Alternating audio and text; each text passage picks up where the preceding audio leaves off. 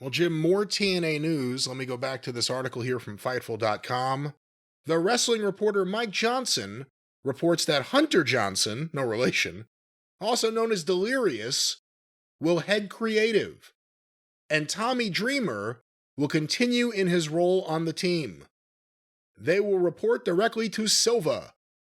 Dreamer will also head talent relations following Kim's departure. Senior Vice President of Digital, David Clevenger, will be starting in April as well, while Senior Vice President of Sales, Nicole Rasheen, has already started with the company this month. So there it is, a booking change, and of course, next to the Gail Kim part of the story, the other thing people wanted to get your opinion on was Delirious. Hunter Johnson, I don't know if he still prefers to be called Delirious or Hunter Johnson, but Hunter Johnson, former Ring of Honor booker, someone you work very closely with, is now the booker of TNA, again, in a period of time where TNA has more attention on them than they have in a long time. What are your thoughts on this? And one of the things that I like about Hunter, he doesn't want to be called at all. He never wanted attention on when he was booking. I'm not talking about as a wrestler, that would be counterproductive. But his book, he didn't want praise. He didn't want attention. He didn't have pictures of himself unmasked on the internet, shaking hands with the perpetrators of the big match he had just booked or whatever. He is a workaholic. He has a great wrestling mind and a head for trying to please the modern fan and do the stuff that the young folks want to do without making the wrestling business or the particular company that he's working for look stupid. And that's why we got along so well. And I enjoyed very much working with him. And, I bet you he hadn't changed much in the last almost 15 years or whatever, in that he was literally thinking about this stuff night and day. And how can we do this? How can we do that? How can we, what great match can we put on for the pay-per-view? Whatever the fuck. He was always thinking about this stuff, and he was a workaholic. And even he's also had much more patient than I am. And even having to deal with Greg the office boy for so long in Sinclair Broadcasting, he never just reached out and just grabbed anybody by the neck. He was always the one trying to explain to people why you probably shouldn't grab that person by the neck. So, I think that's a definite plus, because I don't know why in the world he was doing that job for Ring of Honor when Tony Khan bought it. And Tony Khan bought all of the fucking dreck and didn't keep the diamond in the punch bowl there.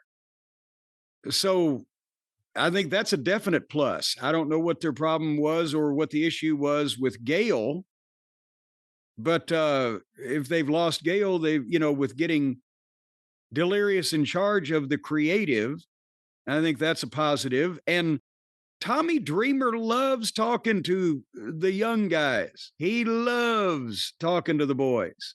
And so he's probably good for talent relations. What are Hunter Johnson's positives? What are his best qualities as a booker?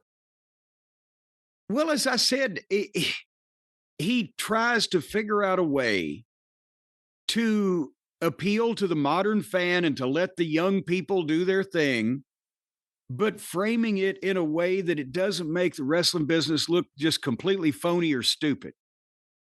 And I know there was a period of time that he had to hold his nose when the Buckaroos and all of the rest of the Lollipop Guild had the company held hostage for a couple of years there.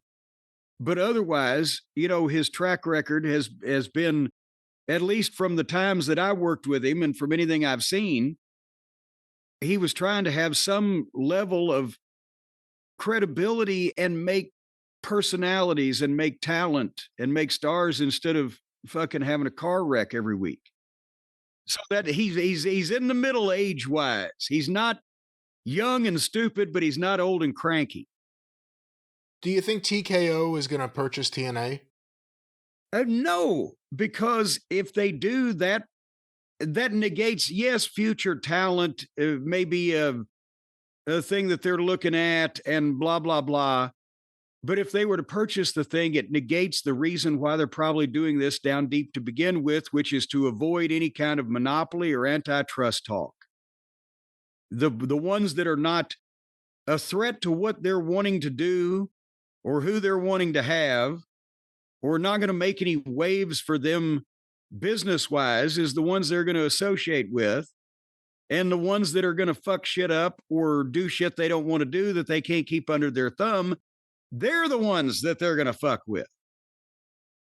They're going to fuck with AEW for upsetting the pay schedule and Tony just being Richie rich and paying these indie goofs millions so that everybody thinks they're worth more. But they're not going to fuck with TNA because they're a smaller company owned by a company that doesn't want to rule the world in wrestling and just needs programming, and they can work out a talent exchange and everybody will be happy. All right, well, that was the TNA news, and as we promised, one of these weeks, and we're not exactly sure which one it'll be. It may be the next one or the one after that, but we are going to check out TNA. We're going to see what all the buzz is about. We got to see a before and after. We got to watch something here pretty soon, and then whenever they take over, who knows when this new administration's policies will start to kick in. And there were people like, man, as soon as Scott D'Amore's gone, they're going to go downhill. They're running Long Island and LA, so I really don't know. But we'll see. Let's see what all the buzz is about. Well, but they've just fired a lot of the people that got them there. So let's see where, maybe I'd want to go in and just really stink, because it seems like that they only fire people when they're on an upswing.